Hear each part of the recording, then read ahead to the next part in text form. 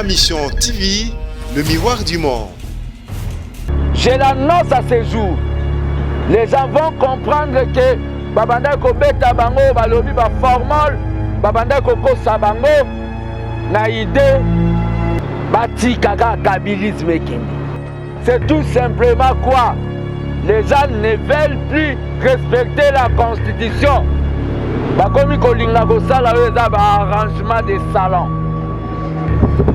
Ba arrangement avec de nouveaux amis de Kingakachi. Conséquence yangwa. Moi dans un examen d'état, ache poudre mais lobby batala na journal le Combo Zate. C'est vraiment la honte pour un parti d'un docteur en droit, un parti légaliste. Ils ont pris des photos. Babwaki na ba réseaux sociaux. Na biti ya koboma étoile oyo ya jeunesse oyo ezolinga ko défendre démocratie na idéologie ya emo le docteur Etienne Tshisekedi. Au moment même ceux qui bazala une commission de discipline, je ne crois pas na procédure wana nde bakokai kosala likambo wana. Je suis très étonné. Vous savez, dans les histoires, avant d'aller Kutuna bao basali acte, il faut que mona o la victime, mais malheureusement ba caméra o ekitaki et ala une impossibilité ya komona nga parce que j'étais hospitalisé après l'événement là. Raison na bango ya ko torturer nga na niveau wana. Eza ke nazo respecter ba konzi ya parti te. Bokomi kolinga kosala esprit d'équipe au lieu ya kosala esprit du peuple. Mutasali erreur tellement que yenda ko signer pour besoin poste bozo comme je suis Augustin Kabouya. C'est la honte. J'étais allé voir mes compagnons d'élite,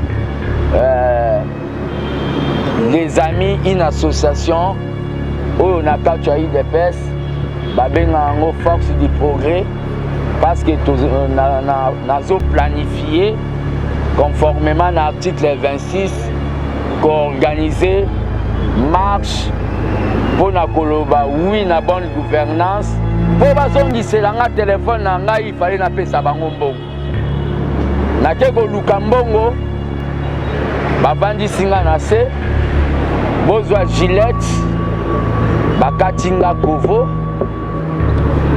balingai bakata même barbe nalobi na bango pas jusque là na ba image oyo bazoloba baza nango ba censurer ba image parce que à un certain moment dans le baki oh bolinga bosala eza illégal ba vandi singa ba lobi que je suis en contact avec bato lamuka ba kanginga téléphone na idée ba checker batala ndenge nga na sululaka na ba fayulu na moni matinée politique mobimba avec point à l'ordre du jour. Matinée politique de mon parti l'UDPS avec point à l'ordre du jour justification ya acte wana. Et Tshisekedi comme docteur en droit mal à l'aise que oya ko publier et donc comment est illégal dans un parti légaliste. Il faut senga pardon. Soka ko senga pardon te a démissionné. La marche du 30 aura bel et bien lieu qu'il pleuve ou qu'il neige.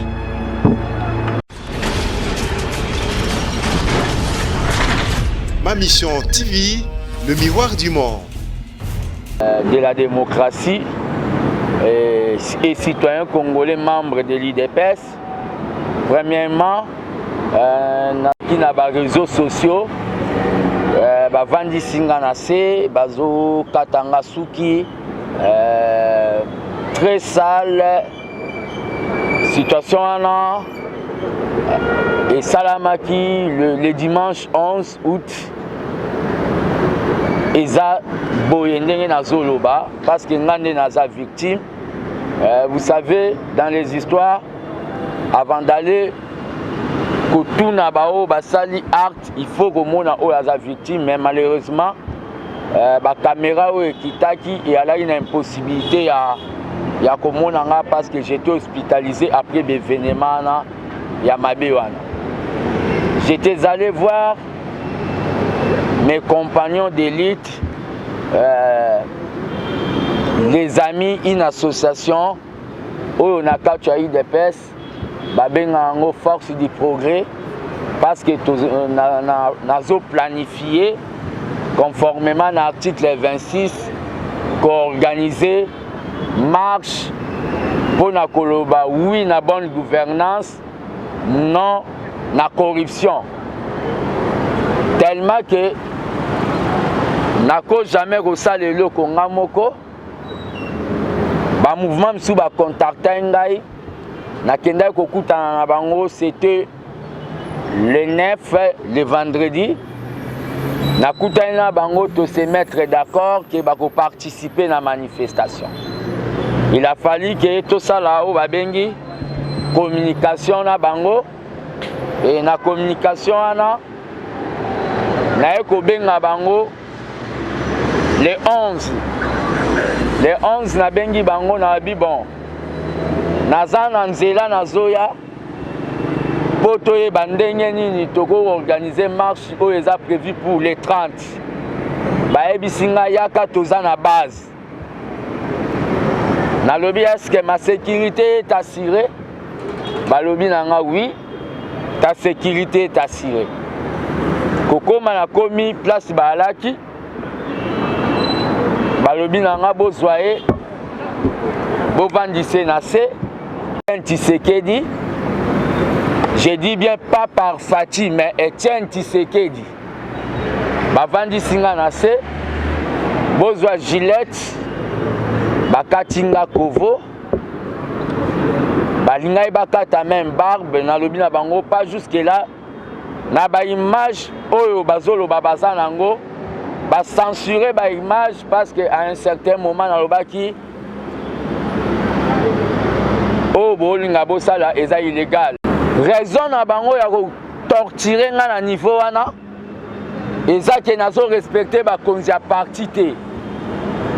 Je demande à tous les bana Tshisekedi à travers le monde une association et comme commission de discipline.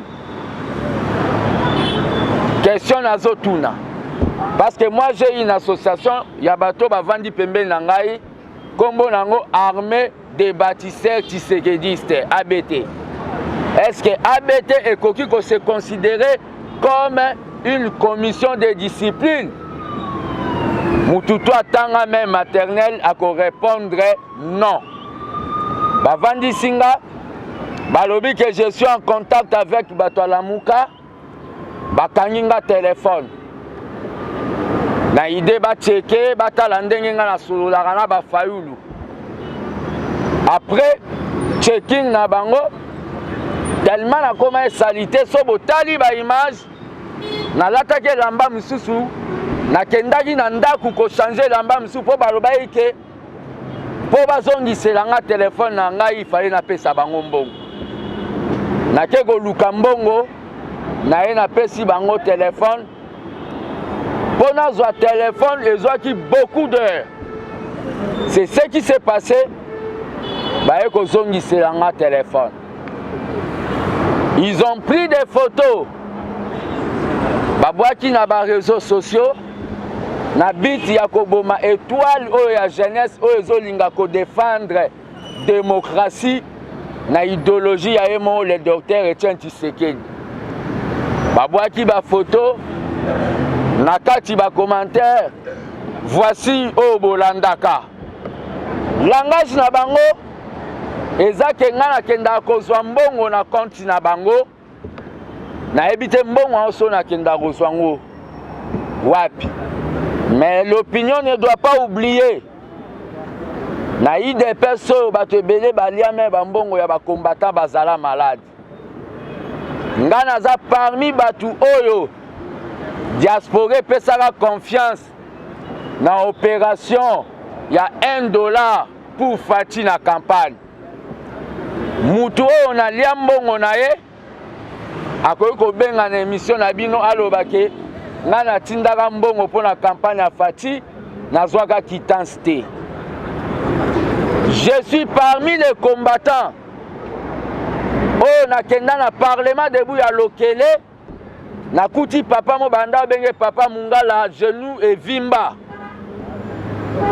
na lele lié na diaspora batindeli $1000 natina ke papa wana akoka kozala soigné. Je suis parmi Moutou nakenda na parlement debout ya ACP na moni combattant mo ya handicapé na lobi bo sunga ya ata afongola ata ligablo les images ezali. Je suis parmi Moutou oyo maman moko mobile na bunga na marche le 19 ayaki na parti bazo yambe pa autorité moko te na compte ya armée des bâtisseurs na lelela na diaspora combattant mo ya France atindela 50 €. Séance tenante armée des bâtisseurs et cotisela au babengi $50 pour abanda kosala au balobi commerce ya ballon asala ke mission na concert na bino moko. C'est cette femme là. Aujourd'hui les gens viennent koya kolobake je marchande batu ba réduire débat politique na babengi débat ya mbongo. J'ai été traumatisé de voir mes propres frères bakoka kosala nga acte ya bongo. Maître Dori va intervenir à la fin pour expliquer comment la justice est traitée au basalinga ya kokatanga suki. Au moment, même ceux qui bazala une commission de discipline, je ne crois pas na procédure walande bakoka kosala likambwa. Je suis très étonné na place nazalaki na hôpital parce que na moment yo na komi ko marché na moi bokebi na boyaki ke ba visiter nga na hôpital o nazalaki na place nazalaki na hôpital na moni matinée politique mobimba avec point à l'ordre du jour. Matinée politique de mon parti l'UDPS avec point à l'ordre du jour justification ya Artuana. On a appelé les chefs ya bagang Tuana pour aller kalobake bakanga kingai bakata kinga suki sans que ezala même condamné par mon propre parti politique. Pe batu babeteli maboko. Je suis très étonné de voir que Makamba Bongo, acte ya Bongo, si Tshisekedi était vivant, n'allait pas tolérer ce genre d'acte. Mais tant que Tshisekedi n'a pardonné Bango, malgré que l'armée des bâtisseurs, Bazala qui prêt à aucun de la justice, n'a pardonné Bango na acte au Basali, et za Bango te bazana bateau, bazana simana Bango. Deuxième point dans Olingana Lobela. D'abord, en rapport à ces points, Nakoloba même Thomas Lokondoya, il y a FCC. Azalaka na contradiction na ba point de vue na bango. Bango bazala na minduki. Nanu bakata esuki te to basala elo. Ndoya yi de pes, on azala ba point contraire. On m'a traité de sorte interdiction ya kota permanence comme si bachaka $1 na kacha mbongo Tshisekedi asombaka lupango yango. Je suis en train maintenant de vivre makambu moko eza anormal. Deuxième point au boye nango na mitema na bino eza en rapport na ba nomination ya ba bourgmestre. Moi, dans un examen d'état, à te poudre, mais lobby batala na journal il combo zate. C'est vraiment la honte pour un parti d'un docteur en droit, un parti légaliste. Yakomona batu babanda kosala o babengi amateurisme politique. Ngaler na melaki masanga na langwaki, j'avais demandé pardon. Ces gens-là basenga pardon na Artuana, Monsieur Augustin Kabouya, je suis son nom. Asenga pardon na Artuana. Et Tshisekedi comme docteur en droit mal à l'aise. Que Oya ko publier et le comment est illégal dans un parti légaliste. Il faut senga pardon. Soka ko senga pardon te a démissionné. Il doit démissionner. Ou bien commission na ya discipline. Oye kata batusuki bakatepe suki. Il doit normalement démissionner. Nazomona batu, bazomema fanatisme na kati ya parti, na ba réseaux sociaux ba comme je suis Augustin Kabouya. Akufite à commettre acte moko ce qu'on est en train de faire aujourd'hui.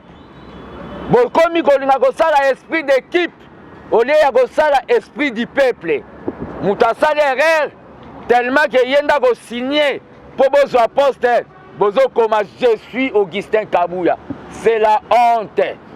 La vraie IDPS, vous constaterez après la sortie du gouvernement, je suis encore seul, beaucoup de gens vont me rejoindre. Je l'annonce à ce jour. Les gens vont comprendre que Babanda Kobeta Bango, Balobi, Baformol, Babanda Koko Sabango, na idée, Bati Kaka Kabilisme Kende. Conséquence, il y a Makambouya, Chantini Ngobilana, Augustin Kabouya, c'est tout simplement quoi? Les gens ne veulent plus respecter la constitution. Bakomi kolinga kosala eza ba arrangement de salon. Ba arrangement avec de nouveaux amis de Kingakachi. Conséquence yangwa. Donc eza soni. Batu baloba makambu na biso ya ndaku. Il faut tolobela yango na ndaku. So bolobeli na ndaku ezo simba te babima ata babelela. Peut-être bato ya libanda bakoya osala médiation. En rapport avec la marche du 30 aura bel et bien lieu qu'il pleuve ou qu'il neige. La marche là aura bel et bien lieu avec ceux qui sont disponibles. C'est une marche que j'ai écrite tant que citoyen congolais n'a pas autorité à ville. Parce que la Constitution peut signer droit. La marche a pour motif soutenir la bonne gouvernance et dire non à la corruption. C'est ça le cheval de bataille du président de la République. Je ne comprends pas pourquoi les gens veulent combattre cette marche. Ceux qui veulent combattre cette marche, ce sont des gens qui sont maintenant au Balobi, les envoyés spéciaux de Kabila à l'UDPS. Kabila n'a jamais voulu. Kabila alingaka jamais au Babengi. Manifestation du peuple congolais. Kabila, entre Munduki na Balabala, Kabila vaut mieux que tout Munduki que Balabala. C'est pour cela que nous sommes en train de vous dire tout simplement. Tous ceux qui veulent soutenir Poto Bandao Babengi, majorité populaire, parce que nous n'avons pas la majorité au Sénat, nous n'avons pas la majorité dans l'Assemblée. Poto Bandao Babengi, majorité populaire, pour soutenir Kana Malobati. On a besoin de faire les tracts, on a besoin de faire des banderoles. La marche doit être agrémentée, c'est-à-dire qu'on a besoin de fanfare. Ngana Salarati. Je demande na bao nyonso balingi topé sa président Nabiso Maboko na weza cheval de bataille nae. Bako contacter nga, mon numéro est déjà connu. Que les gens cessent de dire que makambo nga nazo sala eza pona zwa mbongo. Non, non, non. Eza parce que nazo constater balingi bakomisa IDPS o babengi palu. Bazolinga bakomisa IDPS mbwa ya kopala zanga mini. Quand un journaliste vient à tenir un micro, bakaneli ya kota sous permanence. Le combat de ces partis est l'itara pour la liberté d'expression. Et bungi.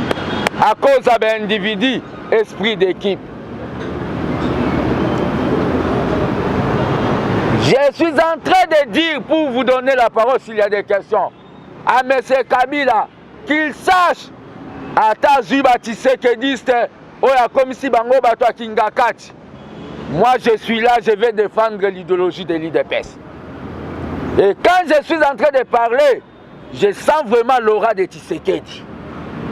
Malgré mes défauts, Bato Balinga Kangai, O Bayo Kanga, Bako soutenir na mabonde de l'IP na ba prière.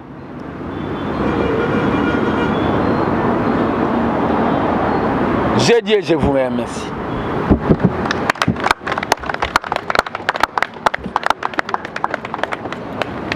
Question s'il vous plaît. La deuxième question. J'ai donné toute ma jeunesse dans ces partis.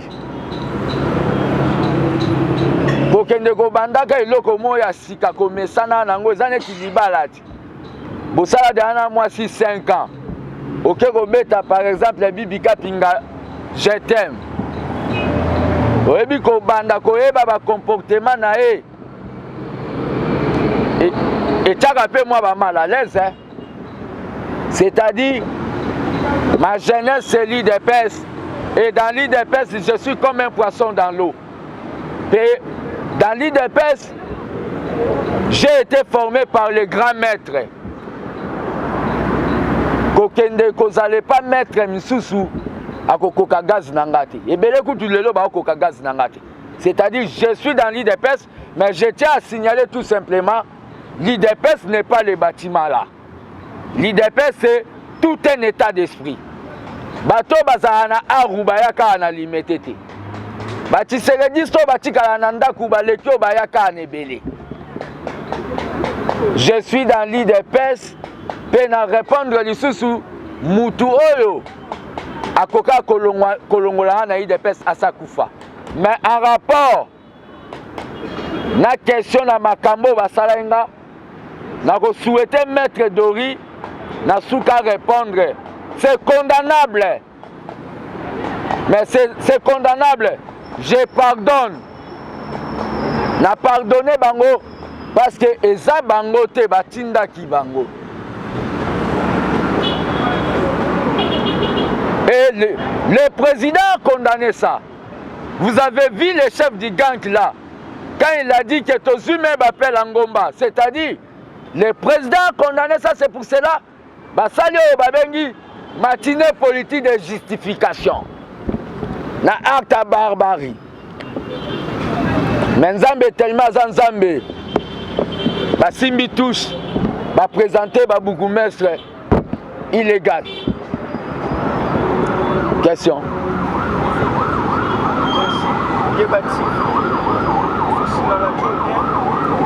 Question Zoloba. Nazalaka libanda permanence. Nazalaka, s'il vous plaît. Nazalaka libanda permanence. Nazongi na katia permanence. Nasali le côté na lancé marche le 22. Naya na kota na porte à permanence baboyi na kota. Nazolinga so rappeler na rappeler. Je ne suis pas en dehors même ya babengi ba penser à président. Marche à le 22 ezalaki na motif. Yakoboya, ancienne figure, dire nos anciennes figures.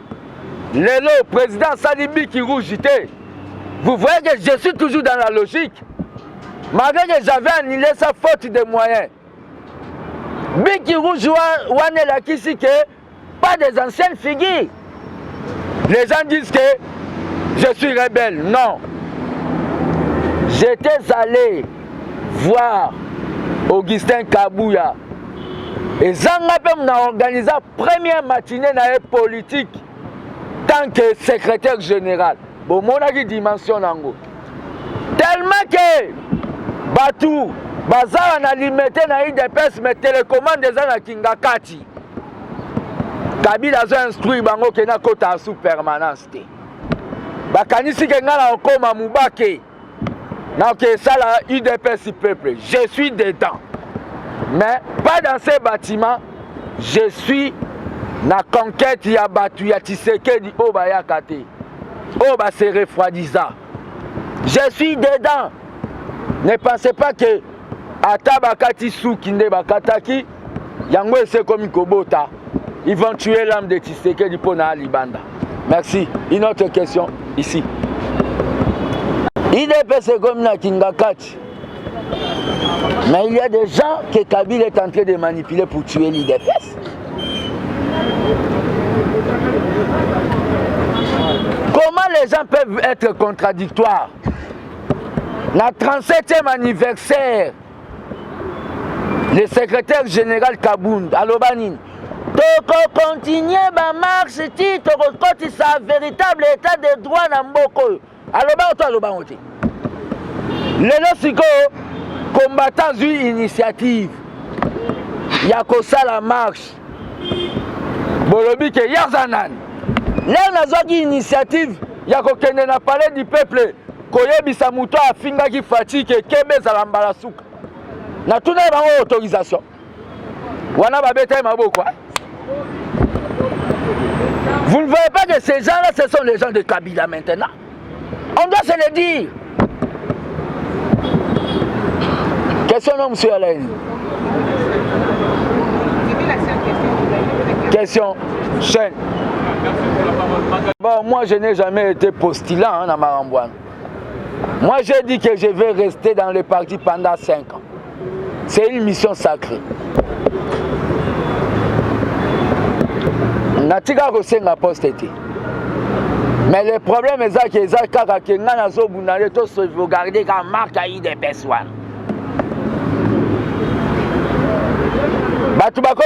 Comme ça, IDPS accepte tout. Tozala na pouvoir te tozobo ya makambu. Comment les autres comment dit manioso? Bon, soit 3 postes bondimi. Est-ce que c'est normal vraiment makambu? Une autre question. Il y a la fille là. D'accord. On a élu Tshisekedi dans le suffrage universel. C'est le peuple qui a donné à Félix le pouvoir. Cet accord-là de la coalition-là, c'est les arrangements de quelques élites de l'IDPS avec quelques lieutenants de Kabila de Kingakati. Alors, sauf clair, Tshisekedi est dans cet accord-là, oui ou non? Si oui, toi tu es pour ou contre? Tshisekedi n'est pas dans cet accord-là. Tshisekedi est avec le peuple. Cet accord-là concerne seulement les gens que je suis en train de dire, la classe dirigeante de l'UDPS et les gens de Kingakati.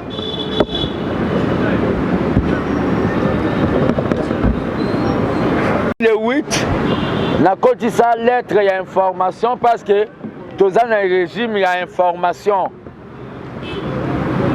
Na côté ça qui lettre déjà dans l'hôtel de ville, na zan accusé de réception nango.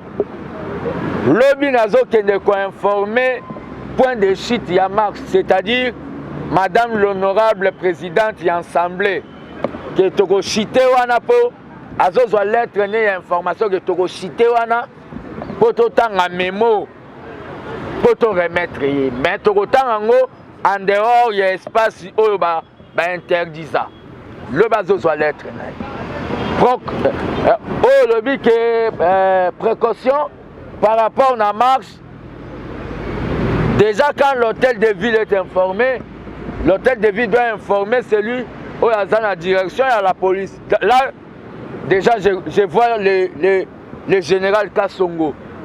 C'est-à-dire, la marche aura bel et bien lieu. Pour motif nango et le but oui na terrorisme.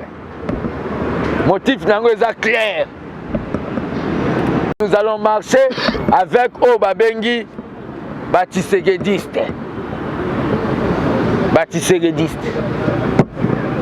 Les ennemis du FCC, ça c'est tout à fait naturel, mais les ennemis de l'UDPS aussi, bon, en politique, kokanisate ke mutu nyonso akolinga yo, mutu nyonso pa kolinga toi les pelate. Vous comprenez? Mais bakanga moto te. Merci beaucoup. Nathan Obope Singaï. Tomona Ninabino, les 30. Merci. Vous êtes déjà chassé du parti UDPS? Je n'ai jamais reçu une lettre d'auto-exclusion comme on a l'habitude de le dire, parce que je suis dans la logique. Je ne crois pas aussi ce que j'ai fait peut me pousser à la porte de l'UDPS. Mais ce qu'ils sont en train de faire, c'est tout simplement... c'est illégal d'abord de mettre un combattant qui est dans les normes en dehors de son parti. Avant de venir ici, vous avez parlé avec les hiérarchies de votre parti. Pour... Non, avant de faire ce point de presse, vous êtes parlé avec Jean-Marc Kabou à l'UDPS, je suis parmi les communicateurs de l'UDPS et aujourd'hui j'ai parlé surtout dans le cadre de mon ASBEL, Armée des bâtisseurs tissérédistes. Et à l'UDPS, la liberté d'opinion et d'expression, on ne demande pas l'autorisation. Il faut savoir seulement ce que vous allez dire. Avec cette marche, vous comptez sur qui? Je compte sur le peuple congolais. C'est moi qui vous remercie.